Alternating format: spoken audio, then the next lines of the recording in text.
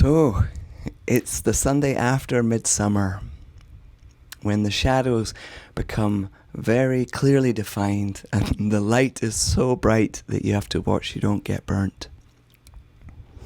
Today I want to bring in artistic wisdom from many poets and teachers and artists, and bring a bunch of spiritual works for us to meditate upon the notion of light and shadow. Now, in the Christian tradition, the word meditate really means to contemplate. It doesn't mean what, say, a Buddhist or a Zen person might use meditate as a non-thinking. In the Christian tradition, it really means to ponder something with a creative, open mind.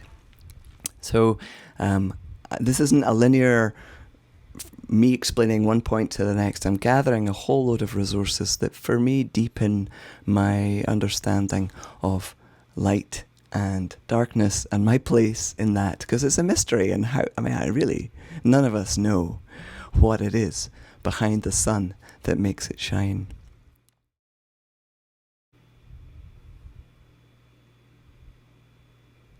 You are the light of the world. A town built on a hill cannot be hidden. Neither do people light a lamp and put it under a bowl.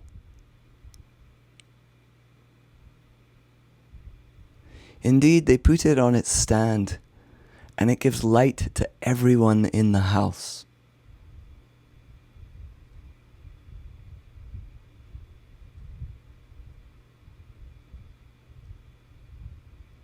In the same way, let your light shine before others, that they may see your good deeds and glorify your oneness with the source of heaven.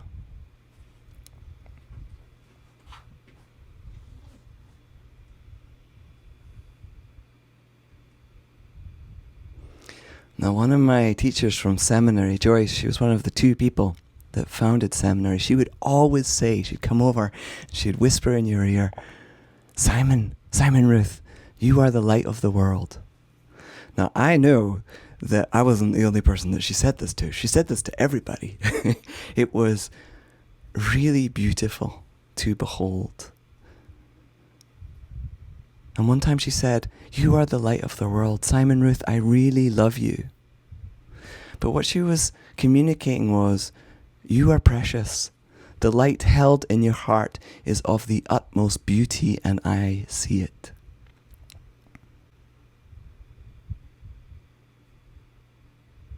Donna Markova says, what is loved reveals its loveliness.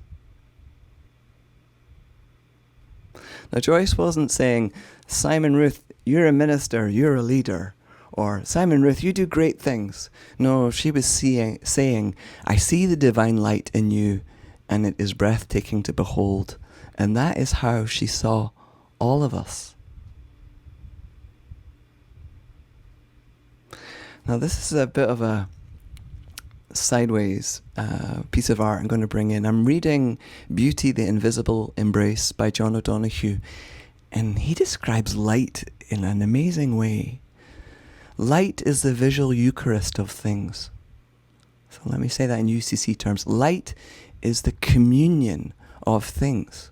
He says that light is one of the greatest forces of transfiguration in the world, and that it literally alters everything it touches because it dresses it with colour and beauty.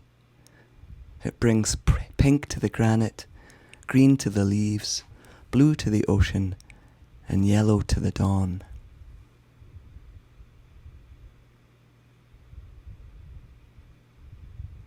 Let's sing about this. It's a Sufi song from the Muslim tradition. And they talk about spiritual practice as polishing the mirror of your heart so that you can reflect more of the divine light. And I think it's really true. And I really have to say that spiritual practice, whatever it is, whether you're doing yoga or reading the Bible, whatever it is, that polishes the mirror of your heart so that you can reflect more of the light. Kind of like this minister thing. This is why I wear it. This is the holy darkness, and this is the light hopefully coming through my words, my voice, hopefully. That's why I wear the minister garb, is because it reminds me of what my job is. Let my heart reflect thy light, Lord, as the moon reflects the light of the sun in love, always in love. If you don't like the word Lord, change it to love. Let my heart reflect thy light, Lord, as the moon reflects the light of the sun in love, always in love. Hoo la la, hoo la la, hoo la la, hoo. Hoo la la, hoo la la, hoo la la, hoo. Let my heart reflect thy light, Lord, as the moon reflects the light of the sun in love, always in love. It's amazing. I can see Zoom turning down my mixer as I'm singing. Oh my God, it's crazy. I've never had this problem before.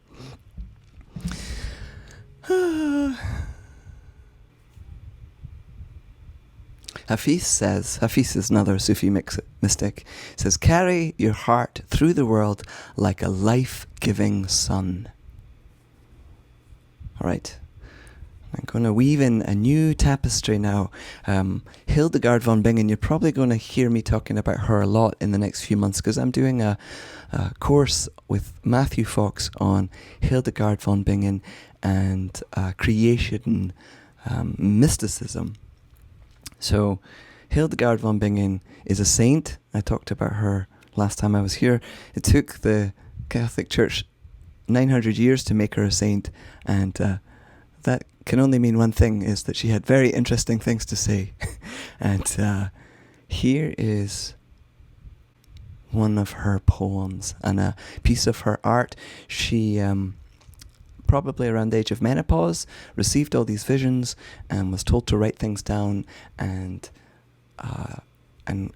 saw the sacred. She called it the life light, spoke to her, and these paintings and poems emerged from that. Here's one of them. Invisible life that sustains all, I awaken to life, everything in every waft of air. The air is life, greening and blossoming. The waters flow with life. The sun is lit with life.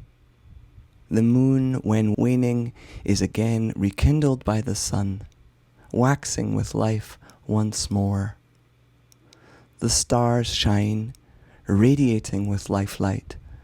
All creation is gifted with the ecstasy of God's light.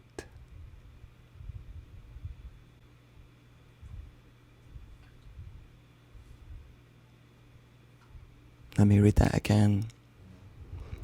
Invisible life that sustains all, I awaken to life, everything in every waft of air.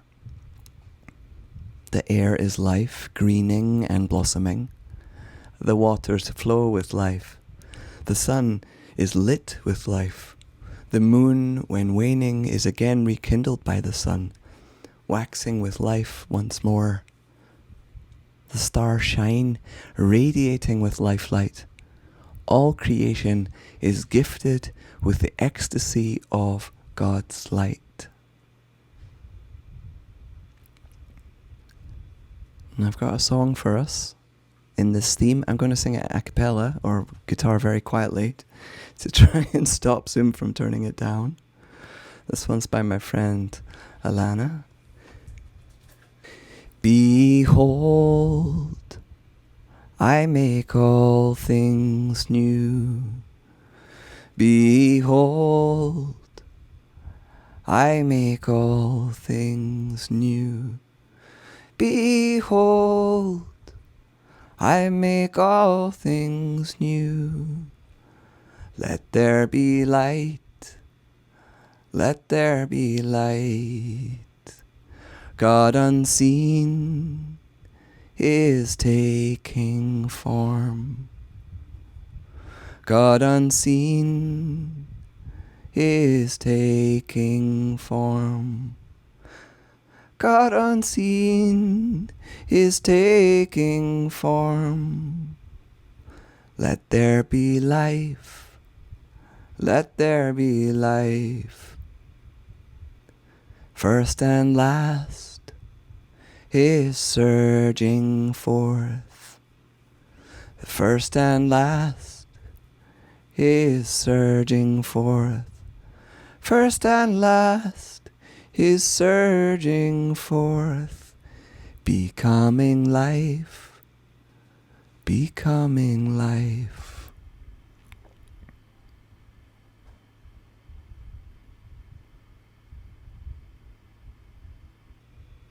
So it's the height of summer. Here in Vermont, it's the time of fireflies. They're probably what inspired this whole sermon, probably.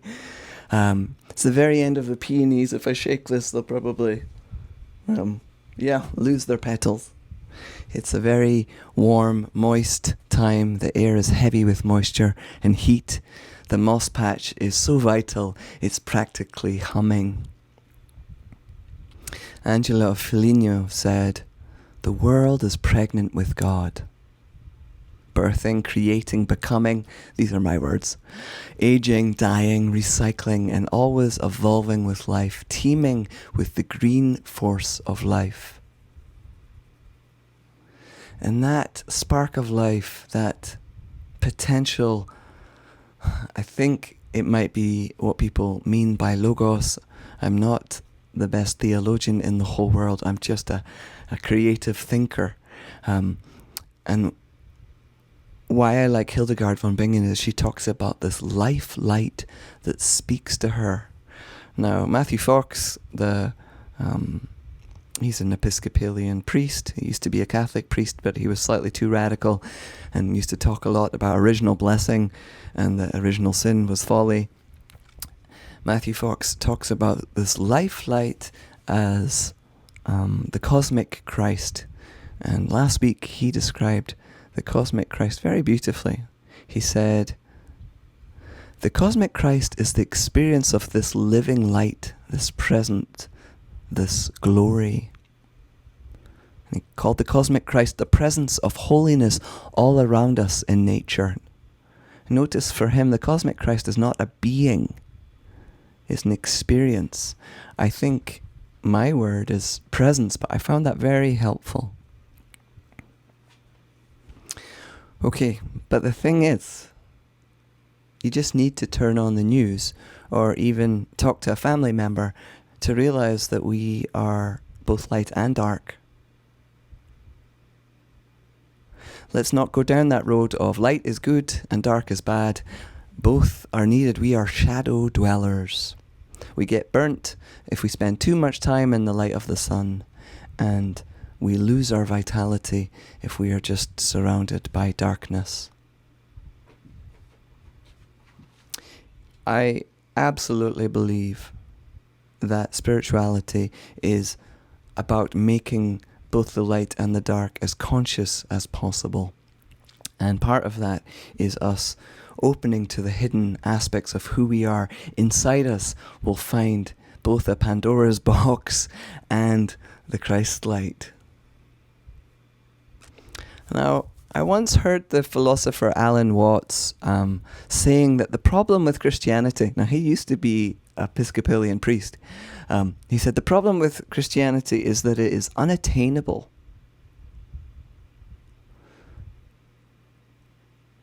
He said that we're setting ourselves up to fail because we've turned the Son of Man into the Son of God.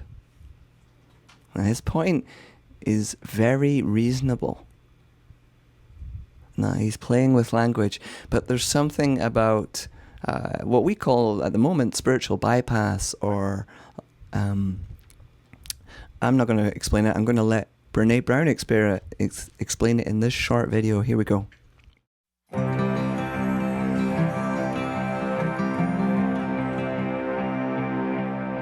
Pema Chodron has this definition of compassion that says compassion is not a relationship between the wounded and the healed.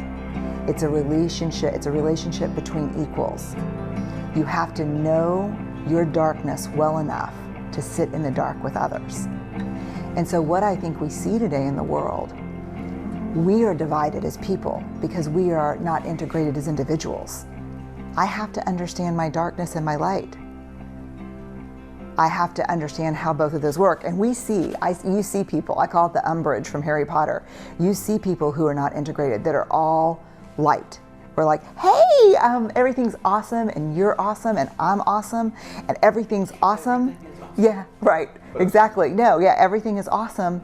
And then on the inside, they're going, I want to cut you while you're sleeping. You know, like, they don't have like this integration of dark and light. Going to give us another little reflection piece. This one is from John O'Donoghue, talking about colour. He's talking about the beauty of colour, but he has a lot to say about darkness. So black occurs when an object is absorbing all of the coloured wavelengths. And this is why nothing is reflected back from it. So black has huge hunger for colour. In a way, blackness could be seen as the grave of colour. So it's understandable that it has been used as the symbolic colour of grief in the Western world. Black is really, and darkness, the canvas against which beauty can emerge.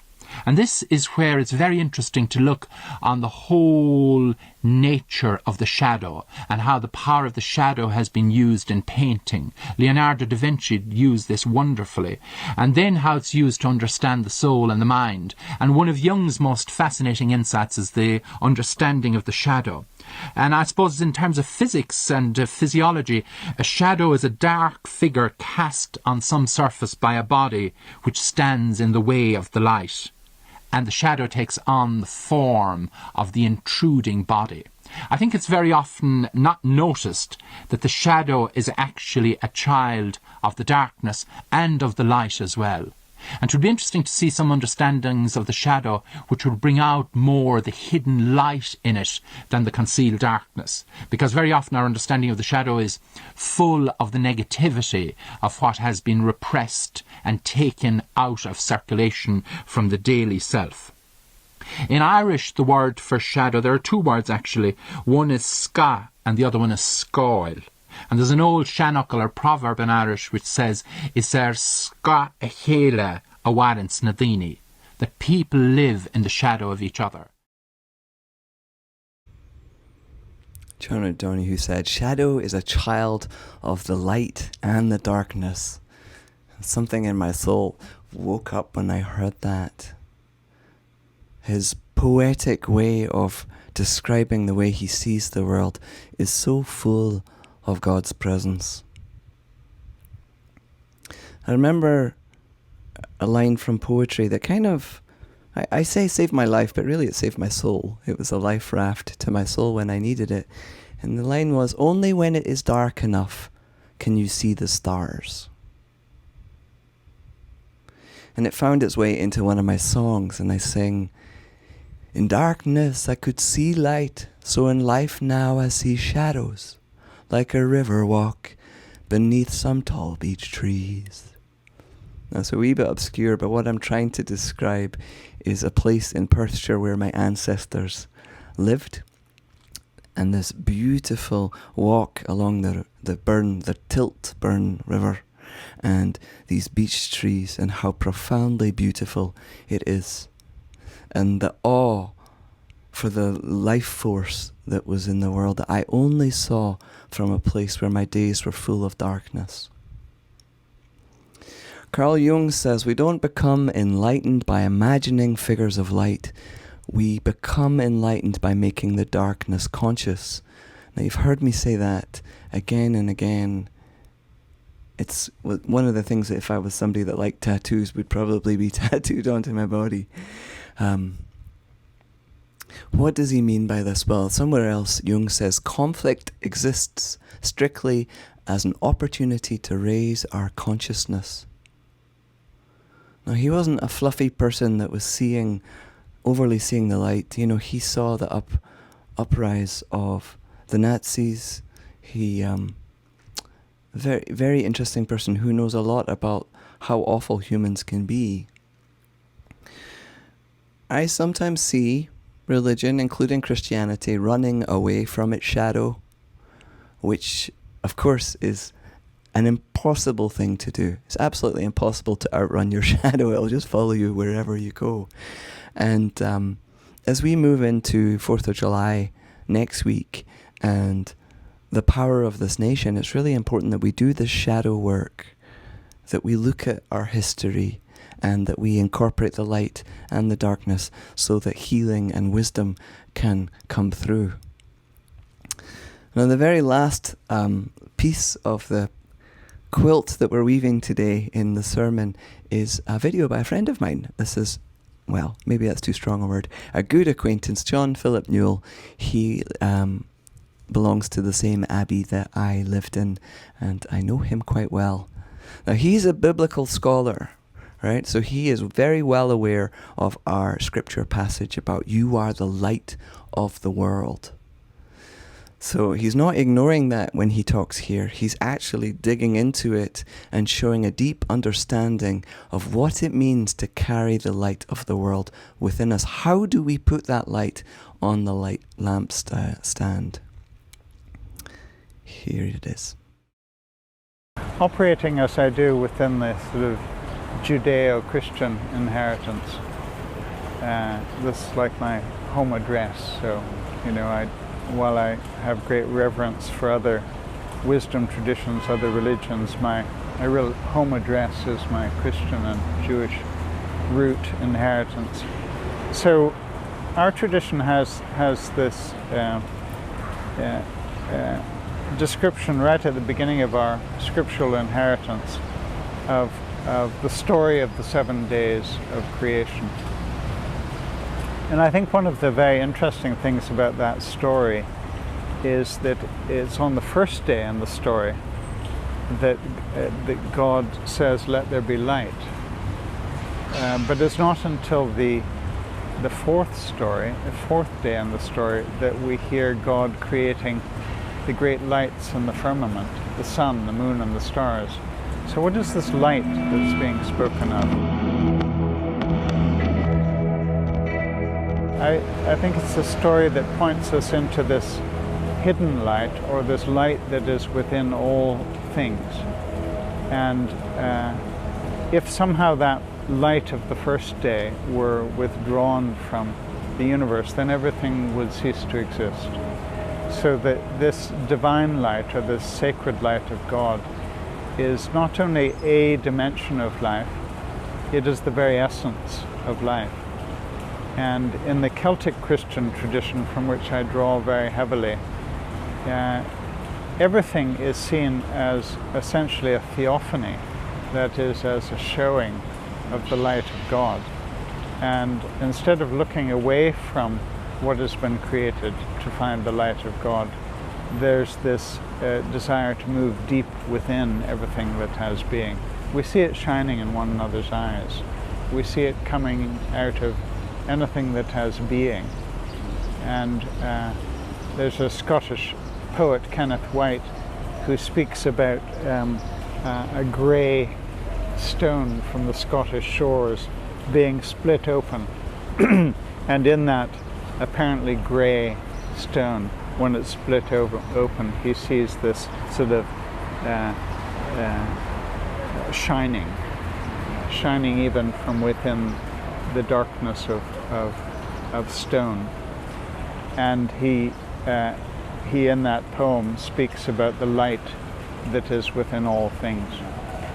So I think one of the liberating aspects of this starting point of seeing that the light of God is deep within everything, it's like this subterranean stream running through all things. I think one of the very liberating aspects of this is that our job is not to create light. Our job is not to think that we can place some light into the darkness of our world situation, or into the darkness of the madness of what's happening in the Middle East, or into the darkness of madness that can be happening within our own families, within our own communities. our job is not to create the light. Our job is to find ways of releasing that light that's already there. It's right at the heart of the other. It's right at the heart of all things. And our invitation is to be part of setting this light free in ways that can be for our well-being and for our healing. I mean, not free, you'll charge for it, because it wouldn't be sustainable if it was free.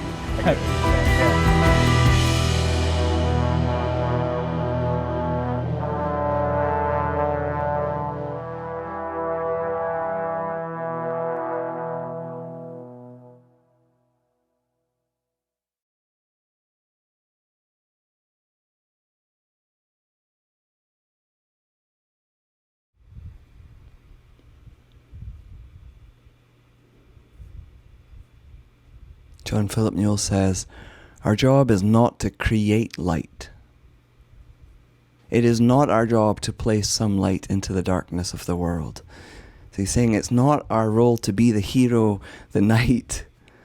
When we do that, we end up bullying others by mistake. Or being like the zealot monkey that pulls the trout out of the pond to try and rescue them from their watery grave. John Philip Newell says that our job is to release the light that is already there. We set the light free in ways that promote our well-being and healing. This really reminds me of Joyce, my teacher from seminary, that old lady. When I used to go down into her chair and she was a tiny woman on a office wheelie chair who sat at the back of seminary, and for the longest time I could not understand who she was or what she was doing there. And then I discovered that she was one of the 2 co-founders of the seminary. But it wasn't until second year that I realized she was releasing the light that was already there. She almost never taught us anything. Occasionally she would get excited about a quote or a reading and come up and read it for us, but she probably took up 0.0001 of the airtime.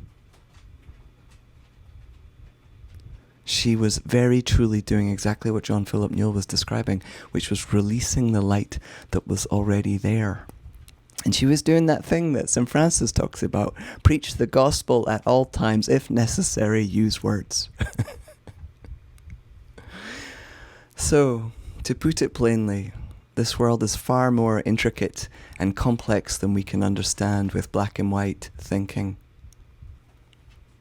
It's a world of shadows and mystery. And the natural response from us to this is to share our light and to make the shadow side of our natures more conscious, to do less harm. There's so much more I could say, but I'm going to close with this prayer by John Philip Newell. It's one of my favorites.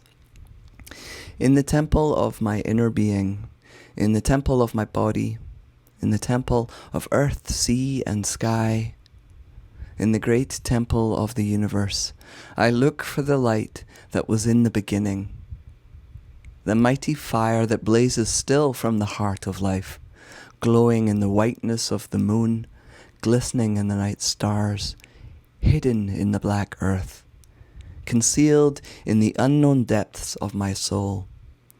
In both the light and the shadow of my being, let me glimpse the glow of the eternal. Thank you for listening, everybody.